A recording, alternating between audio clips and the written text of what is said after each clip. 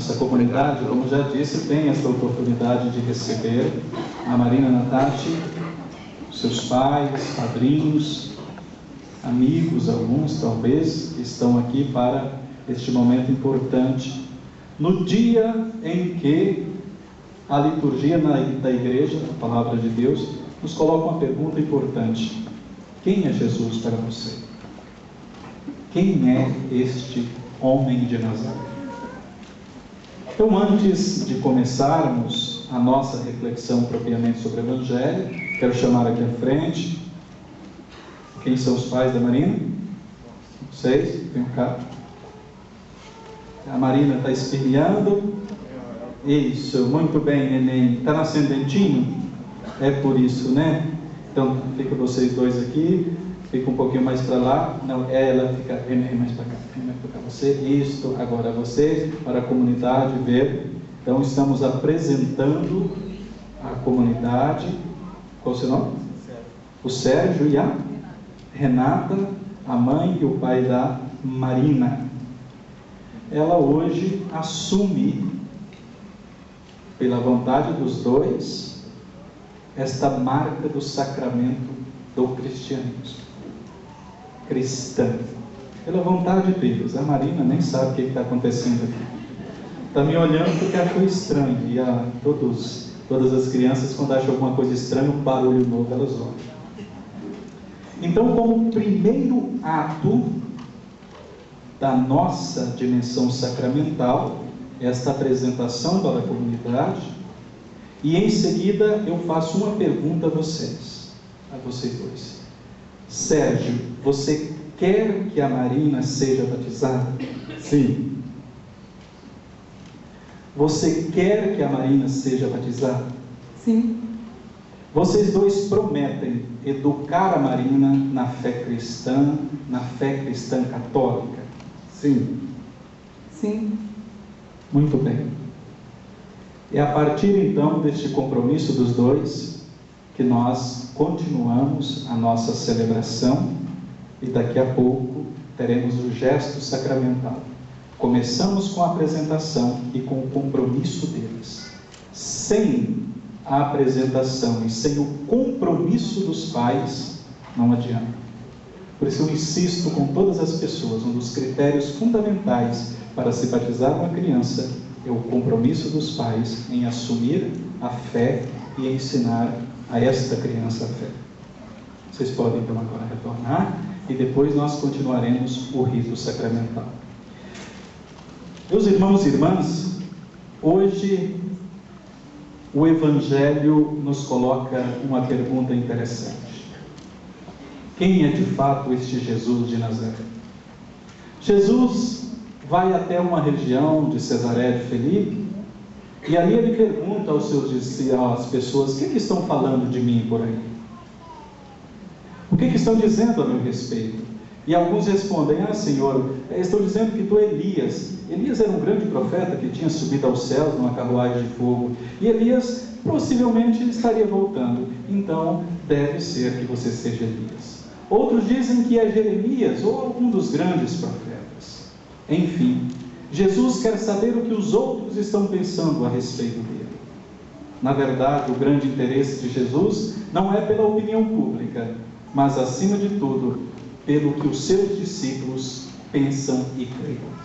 Depois ele vira para os seus discípulos e diz: mas e vocês? Para vocês que aqui estão, quem sou eu? Este encontro de Jesus com os seus discípulos e naquela região de Cesaré de Filipe é o mesmo pelo qual nós passamos nos dias de hoje. Tem muita gente dizendo por aí que, infelizmente, os grandes problemas que acontecem no mundo é falta de Deus. E eu diria para vocês, o mundo nunca teve tanta pregação de Deus como hoje. O nome de Jesus, principalmente aqui no Brasil, América Latina, nunca foi tão dito como atualmente. A poucos metros umas das outras, as igrejas disputam fiéis. Dependendo da cidade, você tem quase o mesmo número de igrejas que você tem de farmácias. Igrejas para todos os gostos, tipos, caras, vontades, pretensões e assim por diante. Nós temos 5 canais de TV nacional, com mais de 20 horas de programação religiosa falando de Jesus. Nós temos no Brasil, hoje, mais de 400 rádios religiosas com programações com mais de 12 horas falando de Jesus. Se você abre a internet, você encontra só no Brasil mais de 1 milhão de sites com conteúdos religiosos. Portanto, temos temos dito muita coisa a respeito de Jesus. E não é muito difícil você andar 2, 3 quilômetros sem passar por uma igreja, com nomes diferentes, denominações diferentes, e todas dizendo que pregam Jesus. Afinal de contas, esta compreensão diversa que havia naquele tempo de Jesus, parece também que existe no tempo de hoje. Então, por isso que Jesus mira os seus discípulos e pergunta a eles: mas para vocês, eu não importo o que os outros estão falando, eu quero saber vocês que creem. Por isso aqui eu posso também fazer algumas inferências. Não importa o que a Veja está dizendo a respeito das últimas descobertas. O último artigo publicado na Isto É, o escândalo não sei de quem, as descobertas novas daquela série do Discovery Channel, ou Jesus que se casou com Madalena e talvez tenha mudado para o Egito, como sugerem alguns historiadores. Afinal de contas, são tantas possibilidades interpretativas, mas para você, quem é Jesus? E hoje, o Jesus que mais faz sucesso é o Jesus para resolver os meus problemas pessoais. Aquele que eu corro e recorro quando estou doente, quando estou com medo, ou também quando estou endividado. Afinal de contas, hoje surgem igrejas e às vezes até movimentos dentro da Igreja Católica e santos próprios para resolverem problemas de dívidas. Sem contar aquelas outras que prometem responder e resolver os problemas de afetos, de namoros e etc, etc. Esse Jesus faz muito sucesso e muita gente corre atrás desse Jesus. O Jesus milagreiro, exorcista.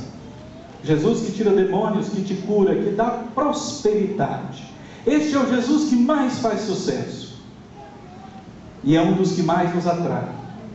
O Jesus que você promete alguma coisa e Ele te devolve em dobro, ou em triplo, ou em quintuplo. Enfim, há muitas opiniões a respeito de Jesus. Por isso Ele pergunta aos seus discípulos, aqueles mais próximos: e para vocês, quem eu sou? E eis que Pedro responde: tu és o Messias, o Filho do Deus vivo. Portanto, para Pedro, Jesus não é um profeta qualquer, não é o maior executivo que já existiu, como escreveu um autor famoso aí, né? Jesus Cristo, o maior empreendedor que já existiu. Jesus Cristo, o maior executivo que já existiu. Afinal de contas, tempos atrás, alguns autores, para ganhar dinheiro, fatiaram Jesus Cristo, e ele foi o maior psicólogo que já existiu, o maior executivo, o maior administrador, para ganhar dinheiro, só para vender livros. E muita gente embarcou nesse Jesus psicólogo, que trata dos seus traumas e dos seus problemas. Mas temos que nos ater à resposta de Pedro: tu és o Messias. Quem é este Messias professado por Pedro? Filho de um Deus vivo, não de um Deus morto. O Messias professado e esperado por Pedro é o Messias da tradição de Israel. Quando começa? Desde Abraão. Quando Deus chama Abraão e manda ele ir para uma terra distante. Continua com Moisés, quando o povo fica escravo no Egito, e Deus chama Moisés para salvar o povo. Portanto, é o Messias da salvação. É o Messias que vem para salvar o povo. Mas salvar de quê e para quê? salvar em primeiro lugar das compreensões equivocadas de Deus. Isto é, o Messias que vai nos ajudar a compreender quem é Deus de verdade.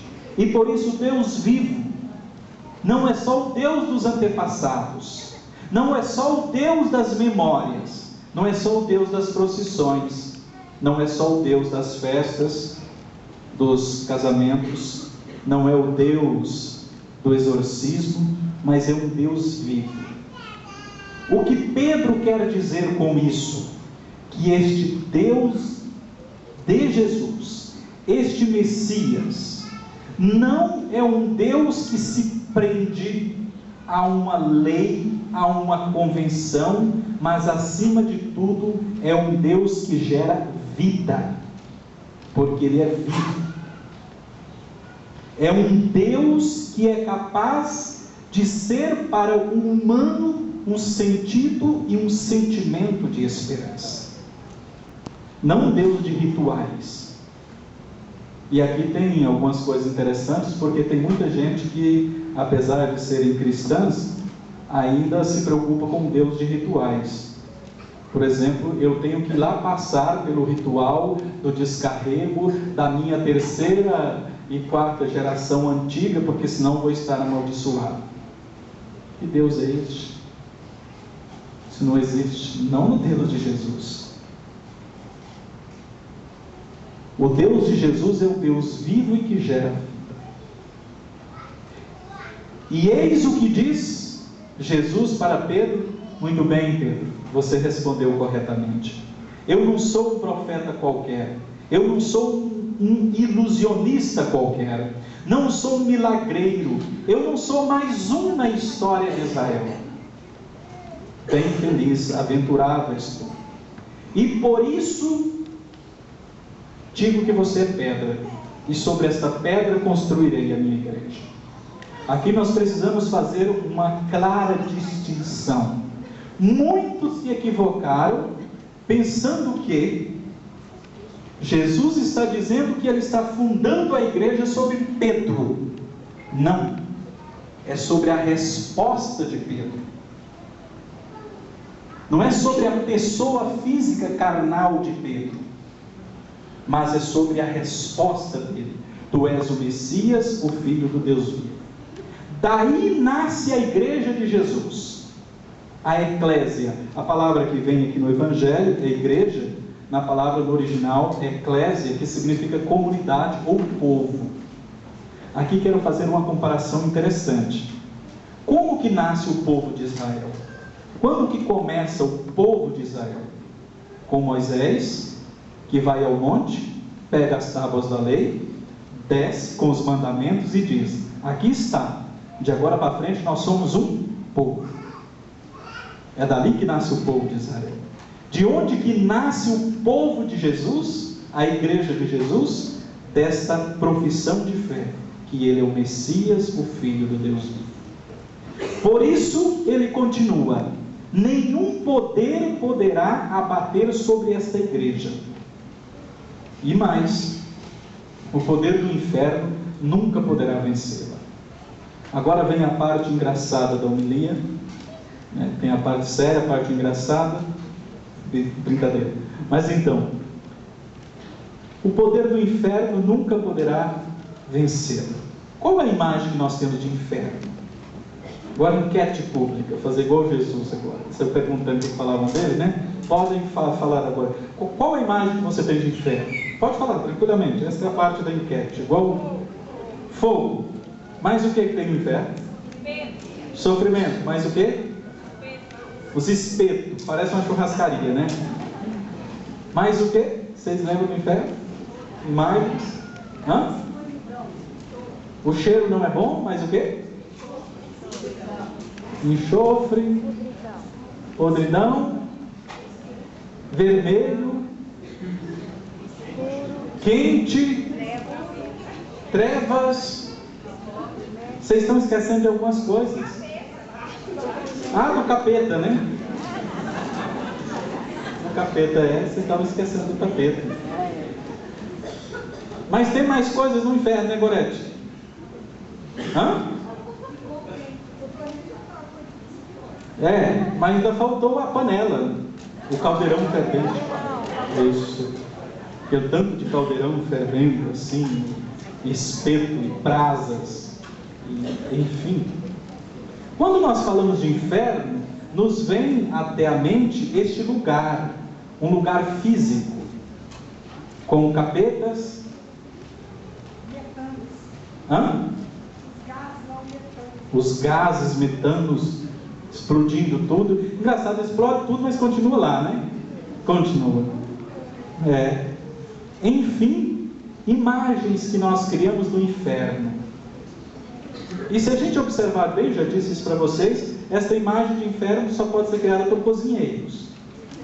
Porque tem panelas, fogo, brasa, espeto, faca, calor, lugar quente, meio escuro, abafado. Só pode ter sido criado pelos cozinheiros medievais. Hã?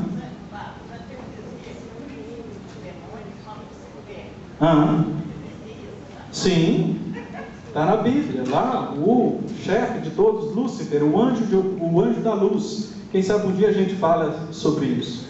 Mas por que eu estou fazendo também essa enquete? Para a gente voltar à palavra essencial do Evangelho. Jesus disse: tu és Pedro, e sobre esta pedra, sobre esta resposta, eu fundarei a minha igreja, e o poder do inferno jamais poderá vencer. Nós imaginamos que inferno é este lugar físico, mas a palavra no original, inferno, é Sheol. Sheol não significa este lugar cheio de panelas, mas significa sepultura, ou seja, a morte. Jesus está dizendo simplesmente que nem o poder da morte poderá vencer aqueles que creem. É este o sentido. O poder do inferno, da morte, da sepultura, não tem a última palavra. Não se trata de lugar físico, não se trata de queima e de briga com o demônio, absolutamente nada. Ele está falando da própria experiência dele, que morreu, desceu ao inferno. Jesus esteve lá por 3 dias, mas o poder da morte não venceu. Nem a injustiça, nem a dor, nem o sofrimento, o poder do inferno, da morte, da sepultura, não tem a última palavra. Para nós é algo importante, porque às vezes nós conseguimos compreender todas as adversidades, mas diante da morte, toda a carne treme, todo o coração tem medo, todo mundo sofre, e por isso ele está dizendo: nem a morte, nem a sepultura, nem o Sheol. E Paulo vai escrever isso muito bem lá no hino aos Coríntios: quem nos separará do amor de Cristo? Nem a morte, nem a fome, nem a injustiça, nem as tribulações. Nada disso vai nos separar. A Gorete deve lembrar de um canto bonito nesse sentido, né, Gorete? Quem nos separará? Quem vai nos separar do amor de Cristo? Quem nos separará? Se Ele é por nós, quem será contra nós? Quem vai nos separar do amor de Cristo? Quem será? E a letra continua: nem a fome, nem a morte, nem o poder, nem a desilusão, nada vencerá. É este o inferno que não bate e não se abate sobre o cristão. A gente sofre, dói, sentimos saudades. Eu tenho insistido muito nisso. Mas a morte não tem a última palavra. É este o Deus de Jesus. É este o Deus que alimenta a igreja. Não o Deus milagreiro e exorcista. Não o Jesus da retribuição. E aqui eu quero fazer mais uma parte importante. Hoje o Jesus que mais faz sucesso é o da retribuição. Você paga o dízimo que eu te abençoa. Você faz a novena, que Ele te dá o que você quer. Você faz a romaria, que Ele te obedece. Você vai lá na sessão de descarrego, e você volta limpinho. Você vai lá na corrente dos 300 empresários, que o seu negócio vai prosperar. E esse Jesus tem atraído tanta gente, e tantas pessoas têm corrido atrás desse Jesus. Faz muito sucesso, muito sucesso. Mas olha o que diz Paulo na segunda carta aos Romanos. Olhem aí, por favor. Paulo questiona e enfrenta exatamente isso. Quem foi de fato o conselheiro de Deus? Quem pode dizer que foi alguém que orientou Deus a ter a sabedoria que Ele tem? E aí ele é mais irônico ainda. Versículo 35. Ou quem se antecipou em dar-lhe alguma coisa de maneira a ter direito a uma retribuição? Quem deu alguma coisa a Deus antes de ser agraciado? Para dizer que tem direito à retribuição? Afinal de contas, estamos aqui com a Marina. Pode ficar tranquila, não se preocupe. Isso, vai lá pegar a aguinha para ela. A Marina, novinha, ela escolheu nascer, Sérgio? Com certeza, nem você nem eu. Ninguém nunca escolhemos nascer. Ninguém fez a si mesmo. É esse o questionamento próprio de Paulo. Quem se antecipou a dar alguma coisa a Deus para ter direito à retribuição? Sendo que tudo que eu tenho foi Ele quem me deu. E aí eu faço uma novena, uma reza e digo, agora o Senhor tem que cumprir. O Edir Macedo chegou a dizer na inauguração do templo dele, que ele diz que é de Salomão, o seguinte: você tem o direito de cobrar do Senhor. Que arrogância. Paulo enfrentou exatamente essa questão. Se hoje eu tenho, se hoje eu sou, se hoje eu estou vivo, é graça de Deus. Eu não dou conta de me fazer, de ter nascido sozinho, de ter chegado aonde eu cheguei. Se eu tenho um nariz e 2 olhos, uma boca, orelhas, pernas, cérebro, cabeça, inteligência, se eu tive pais, graças a Deus. Por isso eu queria muito ver as igrejas não dando aqueles testemunhos assim: ai, eu cheguei, fiz a corrente dos 9 dias e depois disso Deus me abençoou e eu prosperei. E isso é uma graça de Deus. Estou escrevendo para dizer que eu estava doente, rezei, fiz uma novena para Nossa Senhora e recebi uma graça. Não foi graça, então você comprou. Se você fez uma corrente, andou, caminhou, fez a reza e agora recebeu algo e diz que vai ser gratuidade. Queria ver as igrejas tendo testemunho de pessoas assim, nem imaginava, e estava ali na rua com o meu pneu furado, apareceu uma pessoa e me ajudou a trocar.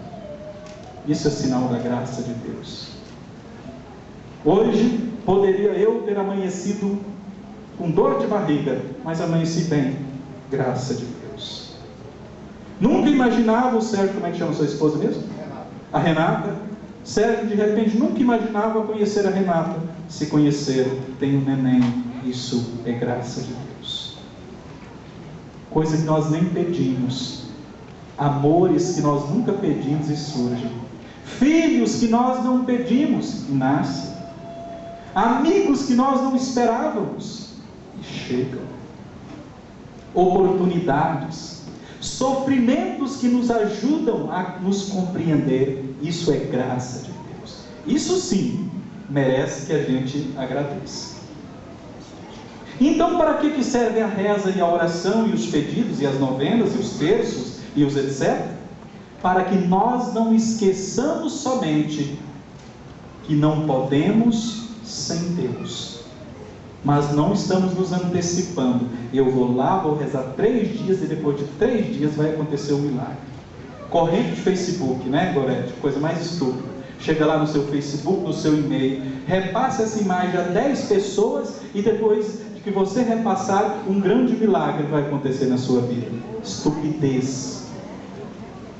Cristão, católico, pelo amor de Deus, não passe isso à frente, isso é ridículo. Se você já passou, tudo bem. Não estou falando nada. Quem vai que você já passou? Esse é um grande risco, porque eu falo hipoteticamente. Aí o que acontece? Talvez alguém já fez e vai se sentir ofendido com a minha fala, né? E a intencionalidade não é essa, até porque eu não sei se alguém já fez isso. A intencionalidade é dizer que isso não é da nossa fé cristã, é só isso. Pelo contrário, o nosso Deus é esse Deus da gratuidade. O Deus que faz a gente se encontrar, como tantas pessoas se encontram hoje. O Deus que mesmo diante da dor e da morte, Ele diz, não, vamos vencer. A injustiça não tem a última palavra. A dor, a morte não tem a última palavra. Por isso, é sobre esta fé que funda a nossa igreja. Marina e Sérgio, Renata e Sérgio, a Marina, sim, a Marina, bebezinho, vai crescer, vai envelhecer. É o senhor que é avô dela? Eu estava notando que era. Vai ficar igual ele, velhinho. Que coisa. Isso é uma grande mentira dizer que o senhor está velhinho, né? Mas, enfim, é uma brincadeira bem sadia para dizer, ela vai crescer, e assim esperamos, pode viver 100 anos, mas chegará um momento em que faremos o nosso encontro com a morte.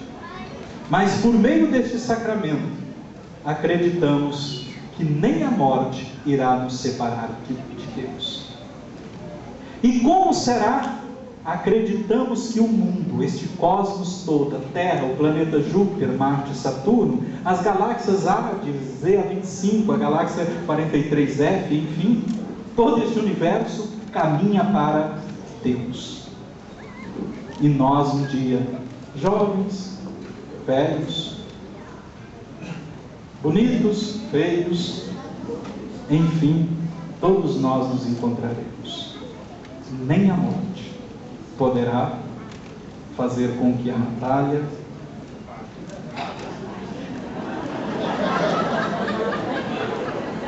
nem a morte fará com que a Marina, a partir deste sacramento, se perca. Deus terá a última palavra. Então é este o grande sentido do que nós estamos rezando. Quem é Jesus para você? É o Filho do Deus vivo. Qual a implicância que isso tem na minha vida? Nem a morte tem a última palavra sobre nós. Podemos sofrer amanhã, ser atropelados, chorar, mas não é fé. E sobre essa fé, nada poderá nos abater. É isso que nós acreditamos, e é isso que a igreja quer que acreditemos. Que Deus possa mais uma vez nos ajudar a compreender, porque é tão profundo e ao mesmo tempo tão reconfortante. Que Maria, nossa mãe, interceda por nós e que possamos crescer sempre nessa fé e sabedoria. Que assim seja. Amém. Vamos então agora continuar o batizado. Tá? Marina. Não é da Renata, é da Marina. Consegui. Então. Padrinhos, vocês dois? Muito bem. Então, cadê a velhinha, Joãozinho? Está aqui. Muito bem. O padrinho pega essa vela, vai acender naquela vela do altar. E a gente sempre faz este sentido para dizer que daquele mesmo fogo do altar é o fogo que dará luz para que vocês sejam luzes na vida dele. Então você vai acender a vela, vocês dois podem já vir para cá, enquanto isso cantemos. Espírito, não, comecei todo, vai, correto. Isso. Espírito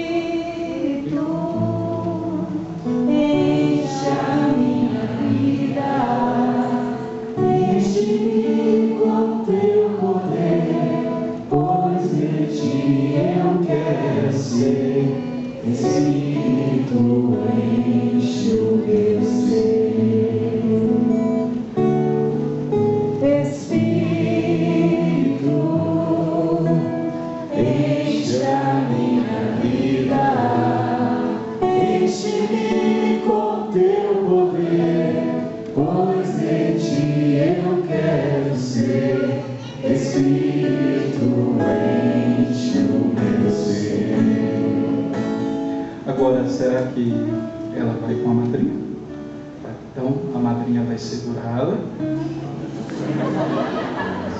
Diz não, tem uma técnica. Isso, brinca. Sim, vamos lá então. Isso, só não pode pôr o dedinho. Muito bem. Às vezes a comunidade quer ver o que está acontecendo, então vocês dois ficam mais para cá. Isso, e muito bem, para a comunidade também ver. Neste momento, vocês dois, como padrinhos, padrinho e madrinha, vai fazer um juramento para a Marinha. Eu vou dizer, vocês vão repetir, e depois vocês farão um julgamento particular. Eu vou ficar de cá para ser mais fácil para a Marina. Papai e mamãe, chega mais perto da Marina para ela não chorar. Isso, fique mais pertinho dela aí, que aí ela fica mais tranquila. Pode ficar mais pertinho dela? Isso, tá bom. Deixa aí. Então vocês dois segurando a Marina, olhando para ela, mesmo ela se esperneando, pode deixar. Eu acho que essa é uma parte muito séria e profunda deste juramento. Eu vou falar e vocês dois repetem juntos. Eu juro ser para a Marina uma luz que brilha em todos os dias da sua vida, e nem o poder da morte irá nos separar. Que assim seja. Amém. Muito bem. Agora vocês podem entregar a Marina para a mamãe. Isso. Pode apagar a vela. Sim. E nós iremos, então, agora, fazer a unção pré-batismal. Nós, cristãos católicos, nós temos duas unções. Uma unção no peito e uma na testa. Primeiro se faz a unção no peito, para depois o batismo, ou seja, para depois mergulhar na água. Acima de tudo, aí dá, pode, tá. Porque acima de tudo, o cristão deve brotar uma fé do amor do coração. Sem amor, como diz São Paulo, se eu não tenho amor, de nada adianta. Posso dar todos os meus bens aos pobres, fazendo tanto de coisa, se não for por amor, nada adianta.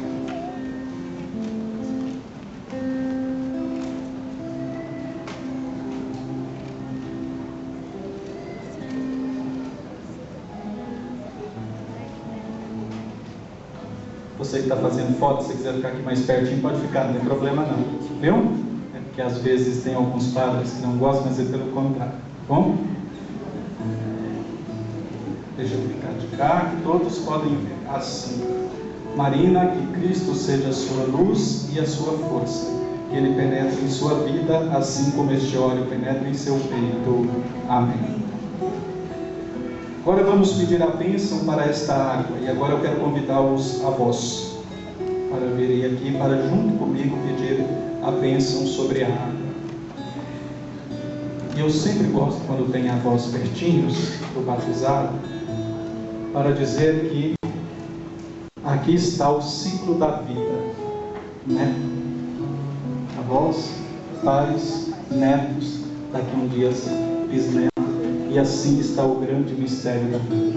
Então vocês dois chegam aqui próximo da bacia, vocês dois podem chegar aqui mais próximos, muito bem, e aqui então eu despejo um pouco de água, e eu vou pedir que vocês comigo estendam as mãos sobre a água e eu rezo. Deus Pai de bondade, que abençoa todas as coisas, nós nos suplicamos que pelo seu infinito amor esta água seja transformada em sinal da vossa aliança, que quem por ela for aspergido, molhado ou mergulhado, obtenha sempre a graça da saúde e da salvação, que seja sinal de purificação, de esperança, de conforto e, acima de tudo, da certeza que a morte nunca poderá vencer. Nós vos pedimos tudo isso na esperança dos nossos antepassados os nossos avós, pais, filhos e todos os que virão, pois só Tu é o Deus eterno dos séculos dos séculos. Amém.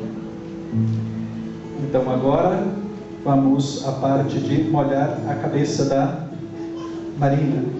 Vamos fazer um esforço para não chorar, né?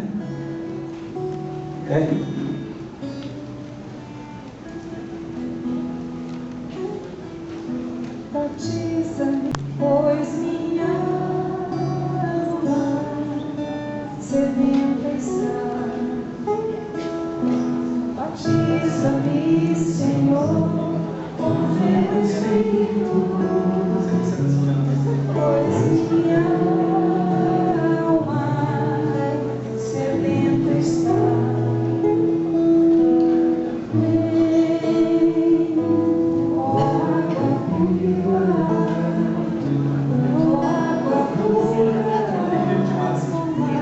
Maria, eu te batizo em nome do Pai, do Filho e do Espírito Santo. Amém. Água viva, água pura, meu coração. Batiza-me, Senhor. Batiza-me, Senhor, com teu Espírito, pois minha sedenta está. Batiza-me, Senhor, batiza-me, Senhor, com teu Espírito, pois minha alma sedenta está. Bem, agora a Marina recebe óleo na testa como um sinal, acima de tudo, de que para nós cristãos a fé não basta ser afeto. A gente precisa ter uma fé inteligente. Por isso a consagração também do pensamento, da mente. Então, se você quiser ficar do lado de cá, você vai pegar um ângulo melhor, tá? Isso. Pode ficar tranquilo, não precisa ter medo. Ele me ungiu com o óleo santo. Marina, receba por este sinal a presença do Espírito Santo. Testemunha de Cristo ao mundo, seja profeta, sacerdotisa, rainha e pastora. Amém. Ele me ungiu com o óleo santo. Ele me mandou profetizar, pois na minha boca um novo canto, e é por isso que eu vivo a cantar. Muito bem, então agora vocês venham aqui para frente. Joãozinho pode voltar para o seu lugar. Não faça igual o Silvio Santos, nada, vai para lá e vem para cá, desculpa. Vocês, pais, padrinhos, podem deixar a vela aí. Pode vir aqui. Muito bem. Ok, a Marina fica no meio, padrinhos ficam de cá. Isso, não precisa ficar muito longe não, chega mais pertinho. Chega para cá, chega mais para cá você. Assim. Não, mas eu não tenho problema não, eu posso ficar escondido agora.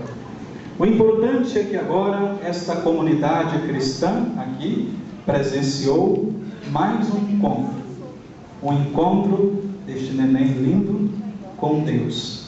De agora para frente, ela que já era filha de Deus, marcada pelo batismo, é marcada por esta esperança, que nem a morte poderá vencer.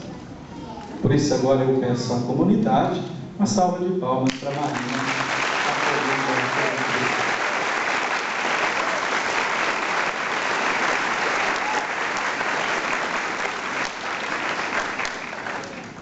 Fiquemos então agora todos de pé e junto com os pais e padrinhos aqui na frente ainda, professemos a nossa fé. Creio em Deus Pai Todo-Poderoso, Criador do céu e da terra, e em Jesus Cristo, seu único Filho, nosso Senhor, que foi concebido pelo poder do Espírito Santo, nasceu da Virgem Maria, padeceu sob Pôncio Pilatos, foi crucificado, morto e sepultado, desceu à mansão dos mortos, ressuscitou ao terceiro dia, subiu aos céus, está sentado à direita de Deus Pai Todo-Poderoso, donde há de vir julgar os vivos e os mortos. Creio no Espírito Santo, na Santa Igreja Católica, na comunhão dos santos, na remissão dos pecados, na ressurreição da carne, na vida eterna. Amém.